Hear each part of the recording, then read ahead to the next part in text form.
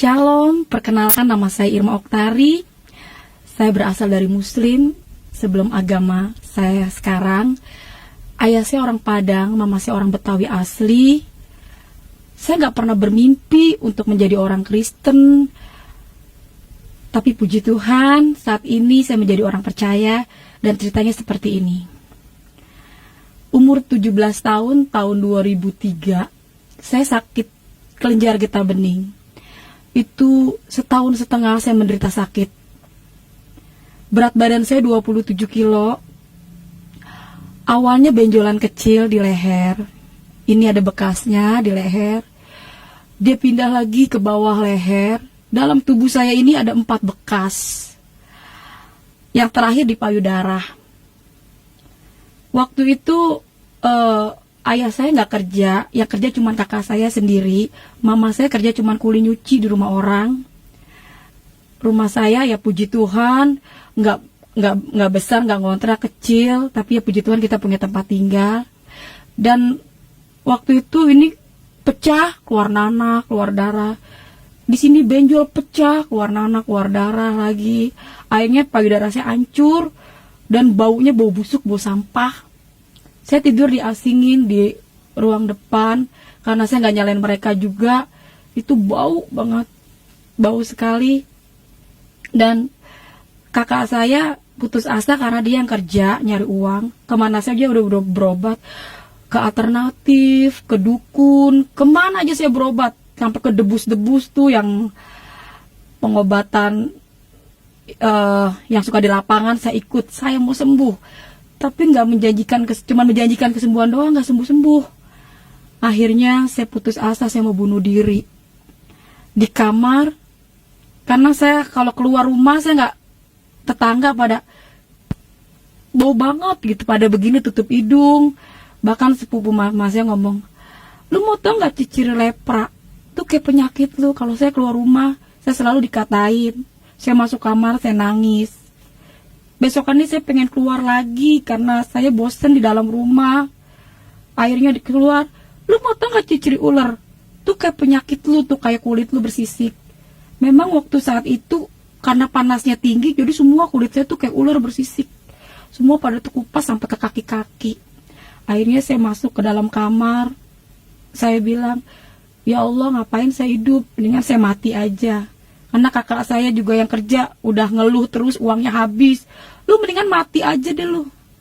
Gara-gara lu tuh sakit, perabotan rumah habis. Sampai coet-coet mama saya dijualin, penggorengan dijualin. Setiap malam saya mengeluh sakit.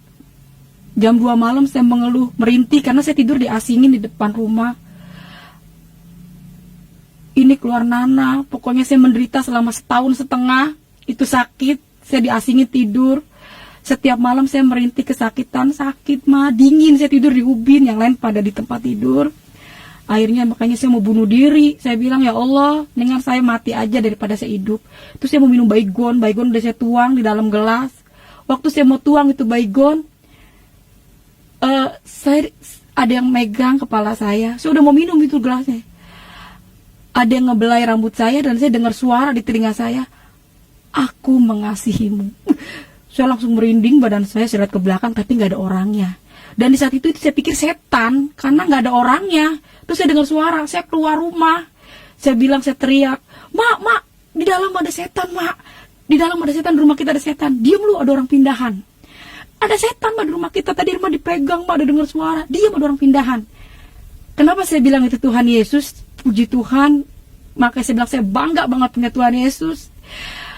Mau bilang, emang siapa yang pindah, mak? Tuh orang Batak, katanya gitu kan. Akhirnya pindahlah orang dari Kalimantan, lu bukan dari Bekasi. Saya tinggal di Bekasi, tapi yang pindah di samping rumah saya ini itu bukan dari Bekasi, bukan dari Jakarta, dia dari Kalimantan, pindah dari Kalimantan. Akhirnya dia pindah. 2 hari dia dengar saya nangis merintih tiap malam, kan kita satu uongan. Saya juga bingung, setiap orang yang ngontrak di situ itu orang kesurupan, katanya rumahnya rumah angker samping rumah saya. Setiap ngontrak di situ ada yang kesurupan lah, apa, makanya kok orang Batak pindah di samping rumah saya. Dan saya percaya itu semua karena Tuhan yang bekerja supaya saya mengenal dia secara pribadi. Akhirnya dia malam dengar saya merintih nangis, pagi-pagi dia keluar rumah. ngomong sama mama saya, "Ibu, setiap malam saya dengar perempuan nangis." "Siapa ya, Bu?" "Itu tuh Neng, anak ibu, udah dibawa kemana aja gak sembuh-sembuh. Boleh gak saya lihat?" Saya lagi duduk di dalam rumah, posisi saya lagi duduk, dia masuk ke pintu belakang, dia langsung teriak di situ, "Tuhan Yesus luar biasa." Aduh, saya dengar nama Tuhan Yesus. Kalau boleh jujur, walaupun saya nggak sholat 5 waktu, tapi karena dari kecil saya diajarin agama Islam itu penyempurnaan, agama Islam itu terakhir. Jadi saya dengar nama Tuhan Yesus itu bagi saya kayaknya, waduh, ini orang bawa nama Yesus. Dia duduk di samping saya, dia bilang, "Perkenalkan, nama saya Mama Hana." Dia cerita, "Kalau saya pindah dari Kalimantan, saya ini orang Kristen. Sebelum saya pindah ke rumah ini, saya berdoa supaya saya dikasih tempat tinggal sama Tuhan Yesus. Dan sebelum saya pindah ke rumah ini, saya dapat mimpi ada perempuan di dalam lumpur," katanya. "Tangannya, tolong, orang banyak yang lewat di dalam lumpur itu perempuan ini. Tapi orang nggak ada yang pada nolongin. Nah, kakak ini nolongin perempuan yang di dalam lumpur itu, pakai kayu, naik perempuan ini dimandiin, katanya jadi bersih." Makanya tadi diteriak, "Tuhan Yesus luar biasa." Dia bilang, mukanya sama kayak saya yang dimandiin di dalam lumpur itu. Jadi dia yakin banget kalau saya ini pasti sembuh. Nah, saya bilang ini orang-orang gila di hati saya. "Percaya deh Irma, kamu pasti sembuh," kata. Di hati saya ini orang-orang gila, karena saya udah kemana aja gak sembuh-sembuh. Sudah kemana aja, ke dukun, kemana aja tuh pakai namanya obat-obatan, sampai maaf kata kasar ini, kotoran air kecil itu saya minum, saking mau sembuh kagak sembuh-sembuh. Akhirnya dia bilang, "Tuhan Yesus sayang sama kamu, kakak pindah ke sini gak kebetulan," dia bilang gitu kan. Dia pulang ambil minyak, terus ngomong begini, "Ini minyak biasa, tapi nama Yesusnya yang luar biasa." Nah, itu mama saya bisik-bisik sama saya, "Tuh jangan-jangan minyak babi kali itu Ir," karena kan orang Batak suka makan babi. Jadi akhirnya saya tetap kekeh. Oh maaf, dalam hati saya, maaf saya nggak mau, mendingan saya mati daripada pakai minyak itu di hati saya, tapi nggak ngomong langsung depan orangnya. "Ini minyak biasa. Kalau kamu nggak mau nyebut Tuhan Yesus, sebut aja Nabi Isa." Wah, itu saya dalam hati saya makin bertanya-tanya lagi, nih orang, ya Tuhan, Nabi makin sesat aja nih orang. Akhirnya dia pulang minyaknya ditinggal di atas meja TV. Malamnya saya mau minum obat. Saya yang minum obat aja nggak bisa tidur, apalagi kalau saya nggak minum obat. Itu udah alternatif tuh, kayak jamu-jamuan, akar-akaran. Semua obat dibikin habis. Dan saya percaya ini Tuhan juga yang bekerja. Obat semua habis, dari dukun, dari alternatif, semua malam itu habis. Dan saya mau bangunin mama saya, yang ada di muka saya, mati aja lo. Akhirnya saya nggak bangunin mama saya lihat minyak yang ada di meja TV, saya ingat, "Olesin ya Dek pada bagian yang sakit. Kalau kamu nggak mau nyebut Tuhan Yesus, sebut aja Nabi Isa." Saya nggak nyebut Tuhan Yesus malam itu.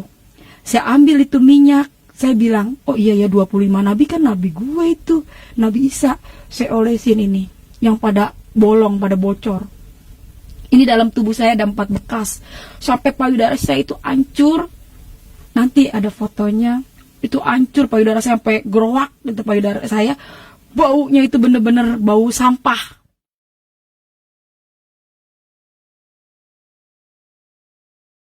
Saya olesi, Nabi Isa, sembuhkan saya, Nabi Isa, sembuhkan saya.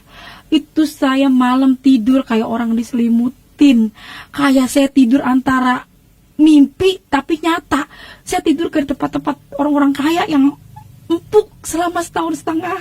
Duh, kalau saya ingat-ingat ke situ, saya jadi sedih. Kalau saya ingat-ingat kejadian itu, selama 1,5 tahun saya sakit menderita. Tiap jam 2 malam saya kedinginan, mengeluh, "Ma sakit, Ma dingin, Ma." Dan malam itu, setelah saya pakai minyak yang dibilang minyak urapan, saya olesin, saya panggil Nabi Isa, sembuhkan saya. Saya merasakan kayaknya Saya baru nemuin obat yang mujarab dibandingin obat-obat yang saya pernah minum, saya pernah pakai. Akhirnya pagi-pagi kakak saya mau berangkat kerja. Biasanya kan kalau dia mau berangkat kerja jam 6, saya udah duduk, saya udah bangun, karena saya sulit tidur. Habis malam saya pakai minyak itu, kakak saya bilang, "Mas, Irma mati." Karena tidurnya pulas, karena enak sekali pakai minyak itu. Akhirnya mama saya bilang, "Neng, bangun Neng, Irma mati," jadi gitu kan. Saya langsung bangun, ya saya ambil itu minyak. Saya ambil minyak, "Ma, ini minyak enak banget, Ma. Irma malam pakai minyak ini." Saya cerita lah waktu malam itu, Irma tidur kayak orang diselimutin, Ma. Irma gak kedinginan lagi.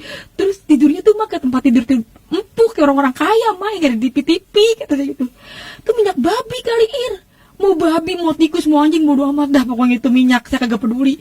Pokoknya itu enak banget. Bagi saya itu minyak ajaib gitu. Karena setelah pakai minyak itu enak banget. Kata mama saya, "Yaudah Neng, pakai. Yang penting lu sembuh dah Neng," katanya, "kalau emang itu obat, Ma," katanya gitu, kata mama saya. Ya udah, Ma. Nah, kakak yang di sebelah ini ngerayu saya buat saya ikut ke gereja. Saya tetap kekeh, saya nggak mau ikut ke gereja. "Maaf Kak, saya nggak mau ke gereja." Kekeh, saya tetap kekeh sama prinsip saya, mendingan saya mati, saya nggak mau ke gereja. Tapi puji Tuhan, hikmat yang luar biasa ya datangnya dari Tuhan Yesus.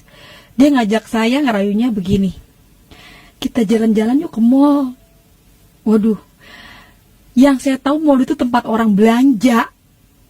Ya, saya nggak tahu kalau di dalam di mall itu ada gereja. Yang saya tahu tuh gereja itu atasnya tuh kayak di Rawamangun kan, ada gereja HKBP tuh, ada salibnya di atas.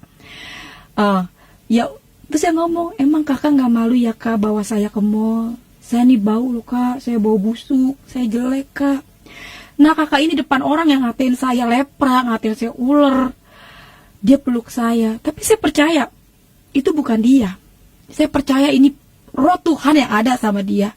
Secara manusia, mama saya yang melahirkan saya aja nggak mau deket-deket saya karena badan saya bau busuk. Saya percaya di saat itu, yakin banget itu roh Tuhan yang ada sama dia. Ya, kalau bisa dibayangin, ini nanah. Ini nanah, bau banget. Kaki saya itu bersisik. Pokoknya saya buruk. Manusia terburuk mungkin bagi saya. Tapi dia peluk saya loh depan orang-orang yang ngatain saya lepra. Kata, "Siapa kamu jelek? Kamu tuh cantik loh, Dek." Dia selalu perkatakan tuh yang bagus-bagus.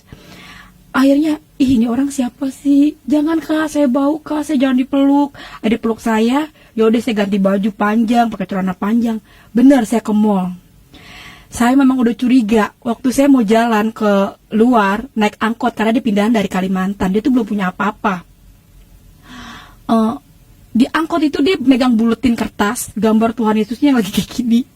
Saya udah curiga, wah ini kok ada gambar Tuhan Yesusnya ya? "Kak, kita mau ke mall ya Kak?" "Iya, kita ke mall," kata dia gitu. Oh ya udah, di hati saya masih takut ke gereja. Akhirnya nyampe lah di mall. Itu tahun 2003, namanya Mall Hero. Sekarang udah jadi Mall BCP, Bekasi Seperpak ya, di Kalimalang. Bener, saya udah seneng, bener ke mall. Naiklah saya ke lantai 2. Di situ saya temuin, pas saya lihat ada bangku-bangku, ada mimbar. Wah, di situ langsung saya bilang, "Wah, ini gereja." Wah, kakak ini bohongin saya. "Ayo masuk deh." Aduh, saya pegang kantong saya, nggak megang uang sama sekali. Tuhan Yesus itu luar biasa, dahsyat banget. Pokoknya kalau dia udah buka, nggak ada satu manusia pun dapat nutup, termasuk hati saya. Ya, saya udah nggak mau, mendingan saya mati ikut Yesus, kagak mau. Itu Tuhan izinkan saya nggak megang uang. Biasanya mama saya, "Nih Neng, kalau mau pergi kasih saya duit 5.000. Nih Neng, buat pegangan ya." Ini sama sekali saya nggak pegang uang. Dan kalau seandainya pun saya pulang dari Kalimalang ke rumah saya itu Cipendawa, itu saya bisa gempor, bisa jatuh di jalan karena jauh banget, 2 kali naik angkot. Mau nggak mau saya masuk gereja. Saya duduk paling depan. Saya istighfar karena saya takut. Waduh, saya sakit. Kata gue mati, masuk neraka ya. Karena di luar Islam itu kafir. Saya duduk, saya istighfar, astagfirullahaladzim, ya Allah, saya baca ayat yang saya hafal aja. Saya ketakutan nih. Saya duduk paling depan, dan pertama kali saya kenal pendeta itu pendeta Gilbert Lumoindong. Itu pertama kali saya kenal pendeta. Tapi saya kagak tahu waktu itu dia pendeta terkenal. Akhirnya dia sound itu depan muka saya, walaupun saya baca-baca ayat yang siapa, baca ayat Al-Fatihah, Kulhu, tetap gedean sound yang ada di depan saya ini. Saya baca astagfirullahaladzim, astagfirullahaladzim. Terus dia bilang, Tuhan Yesus dekat kepada orang yang hancur hatinya. Sekalipun manusia memandang rupamu, engkau berharga di mata Tuhan. Saya masih baca istighfar, astagfirullahaladzim, tapi Pak Gilbert terus ngomong, air matamu ditampung di kiblatnya Tuhan. Dia bilang gitu. Engkau berharga di mata Tuhan. Hai engkau yang sakit. Tuhan Yesus berfirman, marilah hai engkau yang letih lesu dan berbeban berat. Datanglah padaku, pakailah kuk yang kupasang ini karena kuk ini ringan dan lemah lembut. Kamu yang berbeban sakit penyakit, datanglah pada Yesus. Dia bilang, oleh karena bilur-bilurnya kamu telah sembuh. Saya bilang, Yesus itu siapa? Ayat yang saya baca semua hilang, yang ada itu Yesus. Yesus mengasihimu, engkau berharga di mata Tuhan. Tuhan tidak pernah melihat rupamu. Jadi Yesus itu siapa, kok enak banget gitu saya dengar nama Yesus itu. Dan salam kiri kanan Anda. Wah, pas saya salam kiri kanan Anda, selama setahun setengah saya nggak punya orang yang dekat sama saya. Baru Mama Hana ini yang dekat, orang Batak ngajak saya ke mall. Tapi waktu pas saya di dalam gereja, salam kiri kanan Anda, itu emang Tuhan izinkan juga orangnya cakep banget. Ya orang-orang Cina tahu sendiri kayak bagaimana sih. Orang-orang Cina beningnya pakai gelang segede-gede lahim. Salaman, saya gak dapat duit 1 juta. Ya ampun. Salam kiri kanan, saya lihat salam. Kok saya ngerasa saya punya temen. Dan setahun setengah yang ada dalam hidup saya itu selama saya sakit, kok gue hidup begini-gini banget, gue nyusahin orang tua, selalu saya nangis, mengeluh, mendingan mati, pengen bunuh diri. Tapi waktu saya ke gereja, itu saya diajak nyanyi. Kan di gereja itu bersuka cita banget gitu. Sayang, sayang, disayang. Saya ikut goyang, dan saya ikut menari-menari. Saya ngerasa, wow, selama setahun setengah ini yang saya cari, saya nari, saya goyang, saya bahagia ada di dalam gereja ya. Akhirnya saya pulang dari rumah, ayah saya tanya, dari mana kau? Jujur secara daging saya takut karena ayah saya sangat fanatik banget. Itu ya, itu gereja kau nak. Tanpa ayah saya mau tahu penjelasan, saya nggak pernah nyari Tuhan Yesus. Saya pengen pulang, saya nggak pernah nyari Tuhan Yesus, dan bahkan saya nggak pengen mati aja, saya nggak mau kenal Tuhan Yesus. Tapi ayah saya nggak ngasih kesempatan untuk saya menjelaskan. Ayah, Irma nggak pengen ikut Tuhan Yesus, tapi dia terus dia bahkan dia menetesin air mata karena saya ke gereja. Lebih kau mati kau, bawa pakaian kau ikutilah dia. Dia nangis, dia bilang, alamak, emakku guru tafsir karena memang nenekku haji dari ayah, haji Padang asli, Padang seketurunan, nggak ada campuran. Jadi dia ngerasa kalau saya masuk Kristen itu bagi dia itu benar-benar pahit, udah mencoreng nama keluarga lah, apalagi ngomongin agama. Makanya kata ayah saya bilang, lu mendingan mati kau daripada kau ikut Yesus. Bahkan saya mau diusir. Secara logika saya nggak percaya sama Tuhan Yesus. Ini secara logika. Mana ada Tuhan itu beranak, punya bapak, punya emak. Qul huwallahu ahad, Allahus samad, lam yalid walam yulad walam yakul lahu kufuwan ahad. Itu benar-benar secara logika benar, saya nggak percaya sama Tuhan Yesus. Tuhan Yesus manusia, bisa makan, dia bisa, kok dia nggak bisa nolong dirinya, dia nggak bisa ditolong. Iya ya. Itulah misi orang Kristen, kata ayah saya bilang. Orang Kristen itu visinya seperti itu nak. Jangan kau nak, ini cobaan buat kau sakit, katanya. Akhirnya ya udah saya tolak. Iya ya, karena saya nggak pernah buka Injil. Jadi ya udah ya, saya nggak mau saya tinggalin itu minyak. Nah, samping rumah saya ini diusir. Heboh lah di situ.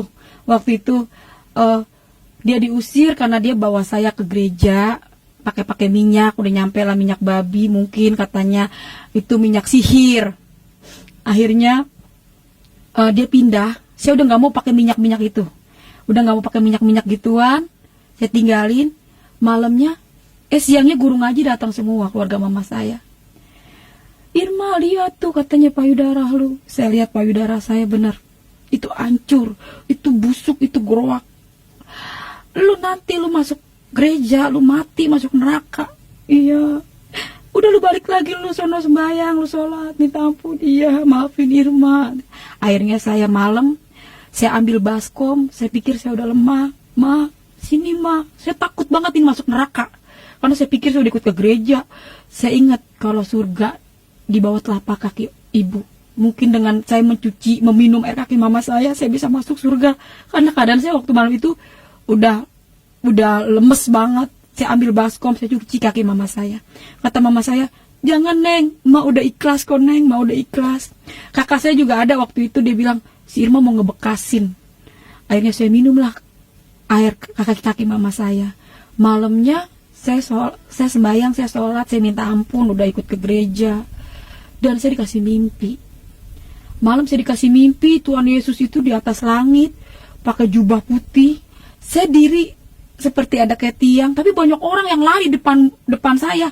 Tuhan, ngejar-ngejar sampai kayak berbentuk gedung. Naik orang itu banyak naik gedung itu. Tuhan, saya ngeliatin kok banyak banget orang. Terus saya ngeliat kayak ada, dia itu baju putih, dia bilang, aku akan kembali menjemput orang yang percaya dan yakin kepadaku. Wah, saya bangun, saya takut. Saya langsung pas banget ada ayah saya di saat itu. Ya bangun ya, Irma kan udah ninggalin Tuhan Yesus ya. Irma udah gak mau ikut-ikut Tuhan Yesus, udah ditinggalin minyaknya. Kata ayah saya, itulah kau tidur gak baca doa. Katanya ayah saya gitu. Oh ya udah ya, iya mungkin saya gak baca doa. Malam kedua saya tidur lagi, saya baca doa. Saya takut mimpi Tuhan Yesus. Saya baca doa jam 1:30, jam 2-an, itu payudara saya jadi nempel sama baju. Jadi kalau saya buka begini, itu dagingnya nempel sama baju, itu keluar darah banyak. Jadi di tempat tidur itu darah semua. Saya udah gak bisa ngomong. Saya ambil emuk, saya timpuk mama saya bangun semua, ayah saya semua pada bangun. Mama saya sempat putus asa, ya Allah kalau mau diambil, jangan disiksa begini anak saya. Saya keluar darah, digunting baju saya sama mama saya, dikumpulin itu darahnya. Pagi-pagi saya dioper ke puskesmas yang terdekat.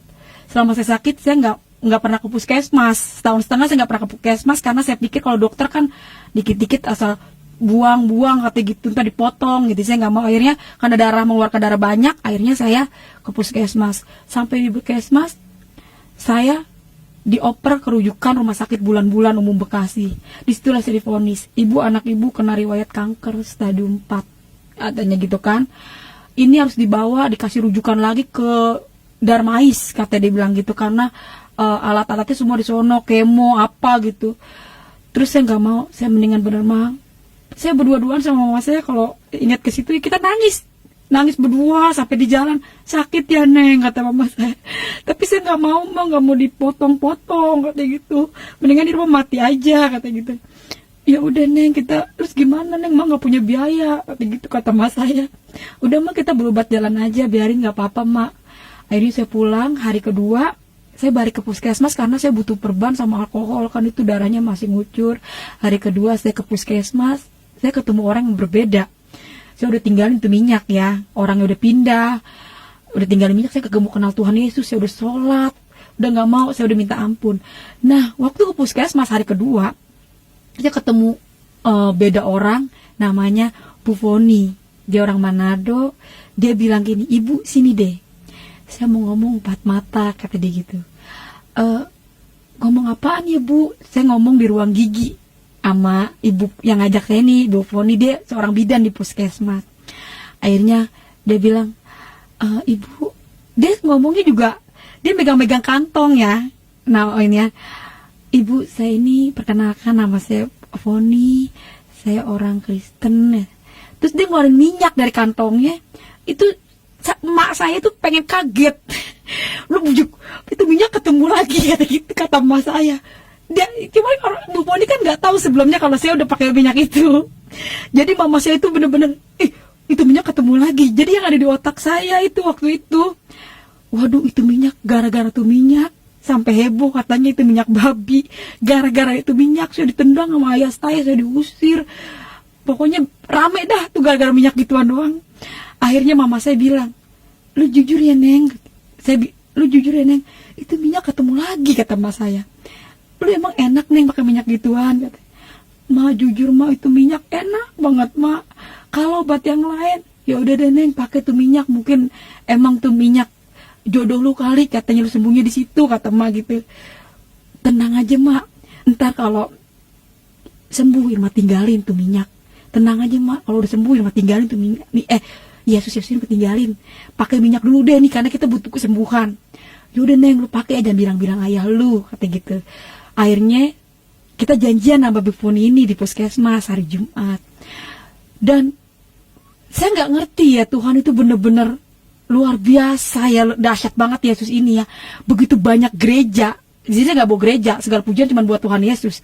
Tapi kok saya dibawa lagi tuh gereja yang sama. Bahkan saya nginjek itu gereja itu lagi. Jadi waktu saya pulang, besok kita janjian ya, kata gitu kan, katanya Ibu Fon. Oh iya Bu, jam sekian. Akhirnya saya dianterin sama mama saya. Saya benar pergi ke gereja. Gerejanya yang sama. Jadi waktu saya nginjek gereja, saya juga di situ kayak orang kebingungan. Ini kenapa ya, saya udah tinggalin, saya udah kagak mau ikut Yesus, kok saya nginjek gereja yang ini lagi gitu kan. Akhirnya ya udahlah saya ikutin. Terus saya ingat waktu saya pakai biasa, minyak biasa kan katanya minyak bimoli. Saya pakai minyak bimoli itu perih. Makanya dibilang itu katanya minyak babi, minyak sihir. Orang saya pakai minyak bimoli itu perih. Saya tanya, "Ibu, ini minyak bimoli ya?" Iya, ini minyak bimoli kok. Akhirnya saya beli minyak bimoli di bawah tuh, saya diajak sama dia, saya ambil sendiri itu minyak. Saya lihat, saya ambil, itu beli, saya dibawa ke kasir, saya bayar, terus saya lihat di mata saya sendiri ya, itu minyak didoain sama pendeta. Dalam nama Yesus Tuhan, ini minyak menjadi minyak yang diurapi Tuhan, minyak yang luar biasa. Tetesin ya ke dalam mulut, kata dia bilang gitu kan, ke dalam tubuh, karena kalau penyakit dalam harus dimasuk itu minyak urapan, ya kan. Saya lihat sendiri, doain, saya bawa pulang itu minyak. Nah pulang saya dari gereja, saya dibawa ke Gramedia sama ibu ini. Saya dibawa ke Gramedia, saya dibeliin Alkitab. Ini bawa pulang ya Irma. Waduh, saya di situ saya bingung. Ibu ini terlalu baik. Sebenarnya saya mau tolak ini Alkitab karena bapak saya itu fanatiknya minta ampun. Iya Bu, baik banget, saya diajak makan. Pokoknya saya dibelanjain dah sama ibu ini dah, pokoknya baik banget dah nih ya. Akhirnya saya nggak bisa nolak, saya bawa lah itu Alkitab, dibawa ke tas, saya pulang. Sesampainya saya di rumah, itu Alkitab saya taruh di bawah baju. Saya taruh di bawah baju. Mama saya bilang, "Lah udah pulang lu Neng?" "Iya Ma," saya cerita. "Ini Ma, ini dibeli minyak, ini beneran minyak bimoli." Saya cerita sama mama saya, "Ini beneran minyak bimoli Ma." "Ya udah deh Neng," katanya. Akhirnya saya setahun setengah nggak pernah mandi. "Mak, mandi Mak, tadi Irma dengar firman Tuhan, imanmu lah yang menyelamatkanmu," gitu kata pendeta. "Mandi, lu perih kagak?" kata Mak gitu. "Udah deh Mak, mandi aja dah," kata gitu. "Ya udah dah," kata gitu kata Mak. "Yaudah tuh lu makan dulu." Akhirnya saya ngelihat kan suruh tetes, saking saya mau sembuh itu minyak segelas saya minum. Saya yang minum minyak itu, Mas saya yang kelak-kelakan. Akhirnya udah selesai, Mas saya pada keluar, pada di luar, saya nggak tahu waktu itu. Saya penasaran. Saya penasaran anak bisa itu siapa sih? Nah saya ambil ini Alkitab, tapi saya nggak mau ngambil Alkitab doang. Saya ambil Al-Quran yang ada terjemahannya. Saya ambil Al-Quran terjemahannya, saya ambil Alkitab. Agama itu boleh banyak, ada 5 agama. Saya nggak bilang Yesus, saya kagak bilang Allah. Saya bilang Tuhan pencipta bumi dan langit. Yang mana ini yang benar? Yang ini apa yang ini? Masalahnya saya kagak mau ketemu ini. Saya udah tinggalin kok ketemu lagi gitu. Akhirnya saya buka mulai dari Al-Quran. Dan saya percaya, saya ini nggak sekolah, cuma sampai SD. Itu kalau bukan Yesus yang nuntun, mana kita tahu gitu kan ya. Dan saya yakin banget itu Tuhan. Makanya saya ingat firman Tuhan. Bukan kamu yang memilih akulah yang memilih kamu. Saya nggak bener-bener bahagia banget ya, saya nggak pernah nyari Tuhan, tapi Tuhan sabar. Udah saya tolak berapa kali, sudah kagak mau ikut dia, tapi bener-bener luar biasa Tuhan Yesus itu ya. Saya mulai buka, ini artinya yang saya baca. Ihdinas shiratal mustaqim, artinya, ya Allah tunjukkanlah kami jalan yang lurus. Ya buka nih Alkitab. Akulah jalan kebenaran dan hidup. Tiada datang kepada Bapa kalau tidak melalui aku. Jawab. Saya buka lagi Al-Quran. Di Al-Quran mengakui Taurat, Zabur, Injil, terakhir baru Quran. Saya tanya, kalau memang Injil ini benar, kenapa ada Quran? Saya bertanya-tanya, kalau memang Injil ini benar, kenapa ada Quran? Alkitab bilang, firmanku tidak berubah dulu, sekarang, sampai selama-lamanya. Kenapa ada Quran, kata saya? Saya mulai baca, ya kan, surat An-Nisa kalau nggak salah, tapi saya lupa ayat berapa itu ya. Jikalau kamu takut tidak adil pada istrimu, nikahkanlah 1, 2, 3, selebihnya 4. Dan bawahnya kalau nggak salah saya baca itu selebihnya budak-budak. Itu pun kalau yang saya ingat ya. Wah, walaupun di saat itu saya sakit ini, wah saya hancur, saya buruk rupa. Waduh, saya kagak mau dimadu. Jadi pas saya baca ayat itu, saya buka lagi Alkitab. Kalau nggak salah Matius 7 ayat 21, ayat 15, 21 sampai 21. Waspadalah akan nabi palsu menyamar seperti domba, yang nggak taunya dia serigala. Dari buahnya lah kamu bisa melihat. Saya mulai baca di situ kan, Tuhan Yesus menyembuhkan banyak orang sakit. Di dalam Al-Quran sendiri Nabi Isa menyembuhkan orang sakit, orang mati bisa bangkit. Dan lebih yakin lagi, di situ saya mulai percaya banget kalau Yesus adalah Tuhan. Rasul Petrus bilang begini, sia-sia iman orang Kristen kalau Yesus nggak bangkit. Oh, Yesus bangkit. Jadi sia-sia. Ingat, orang Kristen sia-sia kalau Yesus itu nggak bangkit. Lo kalender saya lihat emang bener ada kenaikan Isa Al-Masih. Berarti kan memang ada faktanya, orang kalender kok ditulis kenaikan Isa Al-Masih, berarti Yesus benar-benar bangkit. Dan saya di situ mulai baca, ngejamah jubahnya aja itu bisa sembuh. Saya langsung bilang, ternyata Yesus itu adalah Tuhan, benar-benar Tuhan. Berbahagialah kamu yang dianiaya oleh karena namaku. Jadi semua udah tertulis di dalam Alkitab. Jadi kita sekarang tinggal menjalani sampai Wahyu nih. Kita diapain dah, namanya dunia semua tinggal ngejalanin sampai Wahyu. Pokoknya Injil itu benar-benar luar biasa menurut saya. Yang saya baca benar-benar itu nyata. Bahkan saya mengalami sendiri ya tentang mujizat Tuhan. Puji Tuhan, saya ambil itu minyak, saya nggak sebut Nabi Isa lagi. Saya langsung, Tuhan, malam ini saya mau terima Tuhan Yesus sebagai Tuhan dan Juru Selamat saya. Dalam nama Tuhan Yesus, Tuhan, saya percaya saya akan sembuh. Emak sudah mulai teriak nih, saya udah berdoa, Tuhan Yesus, Irma lu mau mandi gak? Kata Mas udah teriak-teriak, lu mandi gak? Yuk ma temenin. Nggak tahu kenapa saya langsung mau mandi. Di situ iman sebiji sawi aja katanya bisa mindahin gunung. Jadi jadilah seperti imanmu. Iman itu mengalahkan dunia. Jadi Tuhan Yesus, benar saya mau punya iman Tuhan. Saya benar-benar yakin kalau Tuhan yang panggil saya. Saya percaya Tuhan Yesus, Engkau mengasihi saya seperti Engkau menjamah saya waktu saya mau bunuh diri. Makanya sampai hari ini, kalau saya punya pergumulan, saya ingat suara Tuhan itu. Aku mengasihimu. Wah, saya semangat. Saya percaya Yesus nggak berubah. Saya mandi, saya siramin itu air. Dalam nama Yesus Tuhan. Dalam nama Yesus Tuhan aku bisa mandi. Nggak ada perih di dalam badanku ini yang sakit. Bilur-bilur Yesus menyembuhkan saya.